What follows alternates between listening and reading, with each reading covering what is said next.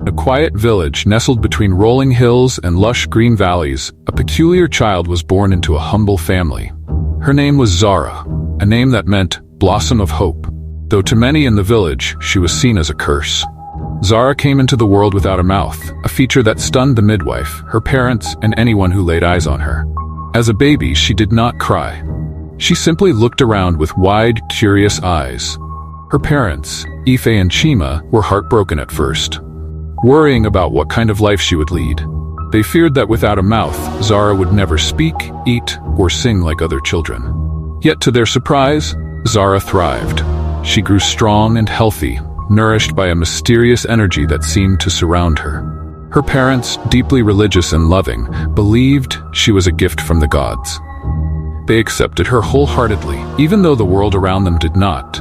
Zara had 3 older siblings, 2 brothers and 1 sister, who were not so kind. Unlike their parents, they could not understand why Zara was so different. They were embarrassed by her, seeing her as a burden and an oddity. They mocked her behind her back and sometimes to her face. Her sister Ada often said, "What kind of girl has no mouth? She's not one of us." School was no better for Zara. The other children avoided her, and when they did pay her attention, it was to mock and laugh at her. They whispered as she passed, calling her names like the mute ghost or the girl with no voice. Zara, despite her silence, understood everything. She felt the weight of the taunts, the sharp sting of rejection, but she never showed it. She learned early to smile with her eyes, and her parents were the only ones who truly saw her light. In the market, vendors would stop talking when Zara and her mother passed by. Some people even believed she brought bad luck, and they would cross themselves or mutter prayers to ward off evil when they saw her. In church, the situation was much the same. Though the pastor spoke of love and acceptance, the villagers did not extend that to Zara. The more she grew, the more isolated she became. But through it all, her parents' love was her refuge. Then, one fateful day, everything changed. It began as an ordinary day, but the sky had an eerie, unnatural stillness. Dark clouds gathered on the horizon, and the air felt heavy with something ominous. Zara sat outside, watching the birds fly erratically, sensing that something was wrong. Her parents were inside, busy with their daily tasks, and her siblings were off playing with their friends. The village was bustling as usual. Children ran around, women sold goods in the market, and men worked in the fields. Suddenly, the wind began to howl. It was not an ordinary wind, it was fierce and violent. Within moments, it grew into a tempest, ripping trees from the ground, tearing roofs off houses, and sending people scattering in fear. The wind was like a living thing, sweeping through the village with a destructive hunger, and nothing seemed able to stop it. People screamed as they ran for shelter, but the wind was too fast. It picked up anything in its path, carts, animals, even people. Zara stood frozen in the center of it all, her eyes wide with horror.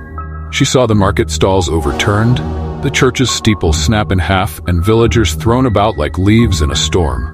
Her parents rushed outside, shouting for her to run, but Zara couldn't move. She felt something deep inside her stir, something she had never felt before. As the wind whipped around her, pulling at her clothes and hair, Zara felt a strange warmth growing in her chest. It was a warmth that spread through her body, filling her with a power she didn't understand. Then, without thinking, she opened her mouth, though there was no mouth to be seen, and from her came a sound unlike any other.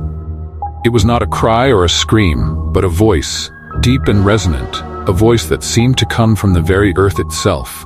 "Stop!" Zara commanded, and the wind, as if it had heard her, hesitated. The villagers, those who were still standing, turned toward Zara in shock.